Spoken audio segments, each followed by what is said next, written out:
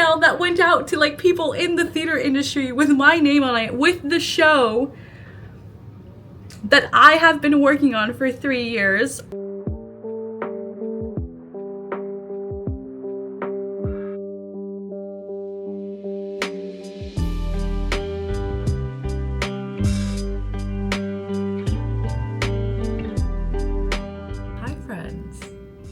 I know I haven't changed the angle of this camera. That is literally how busy I've been. It is currently 11:19 p.m. on September 25th. This is like the first time like this week where I'm sitting down to work before 3 a.m. because I've been getting back from school like at 9. I sleep for like 3 hours. I work some more. I sleep for 2 hours. Like yesterday was just insane. But I wanted to talk about some exciting updates about Café because despite everything, I got support from the grant. I talked with the people at NYU Hear Us, and this is why I love them. But yeah, I explained the whole situation about how like I had to reschedule this reading and that it was going to be falling out of essentially the grant period, and they were like, it's totally okay.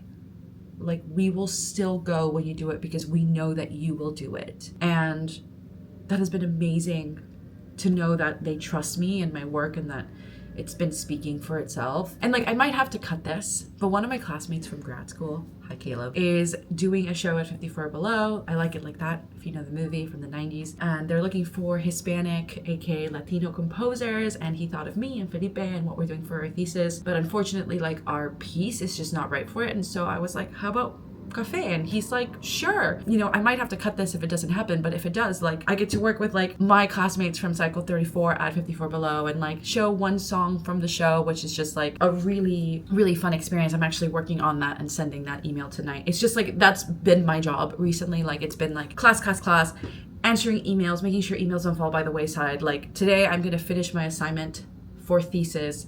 And then like, I'm literally going to spend like the next 3 hours just like working on stuff that I need to send that is like email grant based. Like that is just where a lot of my work is now. And it has sort of been the shift from like 3 years ago when I started vlogging, where it was like about creating the idea, about like developing as a writer and being sort of in the cocoon. And now that people know about the project, it's about like getting more funding for the project and trying to connect with people and trying to sell the idea and pitch it. And like that's a skill that I have to develop, and it's been like this really cool and interesting thing.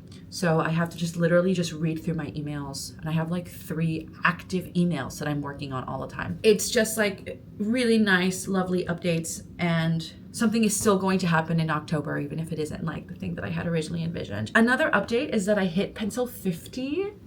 This is the 50th pencil of the jar period, and I wanted to put it here. I actually hit another small... Mary, did you see that?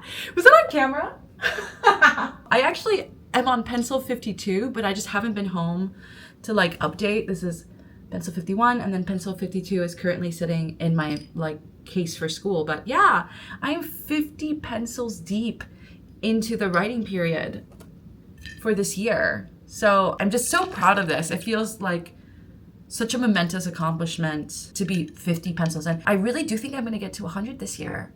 It's not the goal, right? Like I don't want to like burn through pencils. The goal is to just like do stuff, right?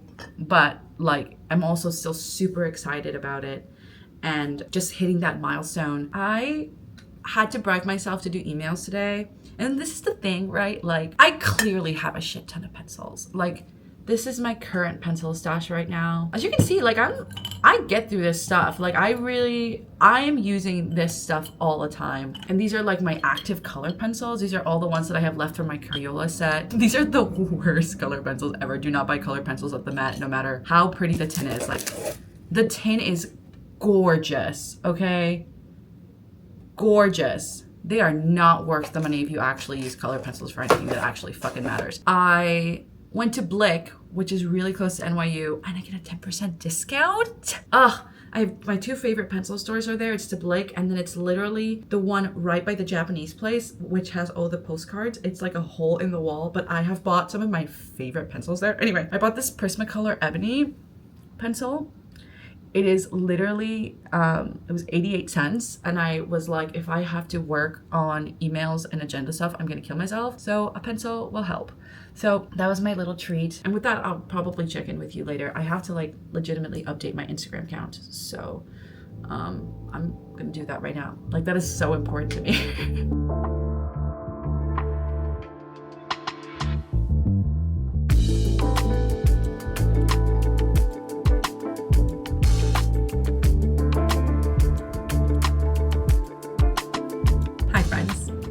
It is currently September 27th at 8:04 p.m. This fucking morning, I got an email from Mindy because I dumbly am not on the Theater Barn Records email list for some reason. I just didn't get around to it. Coming 10/4, Café con Leche, a new musical by Maica Vidal. That's real fucking, that is an email that went out to like people in the theater industry with my name on it, with the show that I have been working on for 3 years. This is a real, like literally it says, a Theater Barn Records exclusive. That's my show. On the flip side, like, not to like be like, oh, things are going so well and I'm gonna complain, but if I can be real on the internet for a second, which is stupid, but I wish that I could share this moment with like my family. I'm so inspired by them and they inform everything that I do. And with that, I have to work on thesis stuff right now. And then I gotta keep working on cafe. Yeah, yesterday you saw me making a calendar. It's up there. I will talk about it more as we go into the weekend and I have time to like legitimately start planning when things are due and just in general like how I want to tackle the writing process now that I have the opportunity to do a reading of cafe but have it be the full 2 acts, which means I have to write the second act even if it sucks and be okay with that, which is horrifying. I'm excited to start working on some new ideas and essentially doing a double thesis. I can't even pick the right syllables for the right language. I totally said double thesis, but I said the the in the double and the regular D for thesis. It's bilingualism. Okay, I'm gonna stop talking, but it's a genuinely super exciting moment. Bittersweet, bittersweet.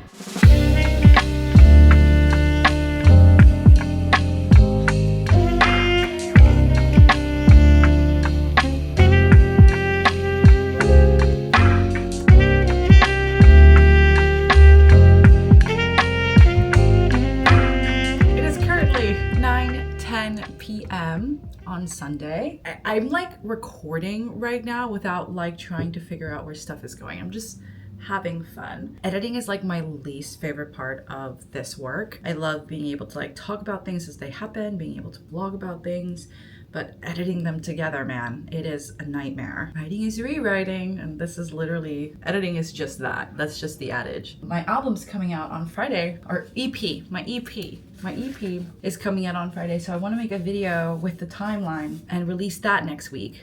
So I'm looking forward to that just because I know this has been like a long time coming. I have teased this like in my December 2023 vlog. So like when I was like wrapping everything up. So it's been quite the journey for this to go. But I forgot that I got this. I donated to the GoFundMe for Waiting the Wings. Obviously, I really wanted chests to get made and it literally made it across the finish line by so little. So it's just one of those things. Super happy to be a chess fan. I am looking forward to that. Anyway, I'm gonna see what I got here. I thought it was a playbill. Oh, it's a surprise. It's the Notebook! Oh, how fun. Haven't gotten to see this yet. So, looking forward to it. I think if it was gonna be like a comp musical in terms of like composition, it's probably the Notebook for me. What is this? That is so funny. This was a ticket for March 8th, 2024. That's my literal birthday. What are the chances? Shout out to Brandon. Go follow Waiting the Wings if you haven't. The dude's like the musical theater icon on the internet. It's really great that Waiting the Wings is back to being a documentary channel, their work has done way more for me as an artist than I can ever explain. And if you want to get to know me and like what I think about musical theater writing, I think a good place to start would be like the Way in the Wings documentary about Superbia in particular. Like not the Tick Tick Boom deep dive, but the Superbia video and about like how long it took and the fact that it never got a professional production. Like that is something I think about a lot, and it keeps me really grounded and sane about the musical theater process and the development process and how often these big projects go to die, and being okay with knowing that you have to have the next one. It's been something that I've been starting to struggle with as I'm in essentially like the third year now into the fourth year of development of Cafe. And then the other video that did a lot for me was Fun Home deep dive, because my show is about two queer women, and at the time I was in college when Fun Home came out, and it was one of those things where I hadn't come to terms with who I was, but I was still like fascinated by it, and I didn't allow myself to love it. Like it was a very purposeful choice on my part to be like, this thing, I cannot look at it. I'm on the other side of that now. I know who I am now. It helps with being much older, but watching that video and like knowing how long things take to percolate, not only like in the work, but like within yourself, was really like moving and continuous like thing that I keep in mind for myself. I watch these videos at least once a month or once every couple of months, because when things get rough, like I want to remember what the people that I want to emulate are going through. Like I love Janine Tesori. I obviously love Larson. So it's just one of those things where I'm like, wow, this is really exciting. This is really wonderful. And because of the work of Wait in the Wings, I'm able to like have access to this readily. They've done a lot for, I think, musical theater writers in general, and Brandon doesn't get enough credit for that. Like literally not just like the history of theater and all of that, like that's also good, but legitimately this man has done more for musical theater writers and getting writers to be at the forefront of the stories that they write than I think any person working in current musical theater media today. And that is my hot take that shouldn't be super hot. So next year when the Kickstarter goes around again, do it and you'll get a cute playbill. I have so many of them now. The subs playbill means so much to me. I think I've shown it here. I did something special on the inside that I will not show you, but this playbill means so much to me. You know, I'm a California kid. I didn't get to have this growing up, and it's so fun that now I do. So anyway, I have to go work on this video. I really don't want to spend the rest of my night editing, but I promise, like one of my biggest things is just like mentorship and being upfront about the process so that there's more information, and that means that I need to do this. So I will check in with you later. My plan is to record the video and do that, but tomorrow I'm gonna start outlining scene 6. I've been talking about scene 6 a lot, but yesterday I went to the drama bookshop. I mean, I might as well do a little update, right? I went to the drama bookshop last night. I found a comp song that I want to use structurally, like not sonically. I think every composer has like such a different approach to music, and especially because I love to work very closely with Felipe, who's my arranger. I have an idea in my head, but I'd love talking to someone who's going to sit down and like bring and breathe a different life to it. I know I've talked about this a lot, about how but I talk a lot about how I view arrangers in musical theater like producers, and I do see myself as a songwriter, and I am a composer because it's just the musical theater world, but like that's how I view myself and like the way I approach songwriting. But I think like for longer ensemble pieces that need to do a lot of heavy lifting in terms of like plot and structure. Every song should, but especially like a 7-minute, 8-minute number that is going to encompass a month of time needs to do a lot of work. And so finally, yesterday, after finding a comp song that I like, I finally started outlining the moment. I think the scene needs to have like 6 or 7 beats within it, which means like the underscoring is going to be doing a lot of heavy lifting here, and it's all going to hinge on a hook, which is like different than like your typical like duet song or like solo or trio, where it's like, yes, there is a hook, there's like either an AABA where you have like the last line of an A, or like you have a chorus, but this can be anything in between as long as we return to this hook. And because I am developing this hook through character, I think it's just like one of those things where it's like, how am I going to make it bigger each time? And so right now, moment one is just Megan and Blake jumping on board and like, okay, you want to do this? Let's do this. Then moment two is them convincing Natalie and Alejandra, and then them recording the hook to send it out to social media. And then it's the ensemble doing it, and then them almost getting caught. And then like I envision this moment, like the scene 3 moment with having the 4 of them together. Want to finish this draft as I've written it, including the second act, but I already know that the entire setup of Act 1 is going to change. But that's sort of like the perks of vlogging the process. You guys have no idea how often I go back and I just pick like a random video over this, like, you know, I've made almost 100 videos about this particular writing process, and I just pick a random video and I'm like, all right, let me see what me 3 years ago, 2 years ago, a year ago was thinking about this. And sometimes there'll be an idea there, a little kernel that I didn't pop at the time, you know, it didn't turn into a popcorn, and I bring it back.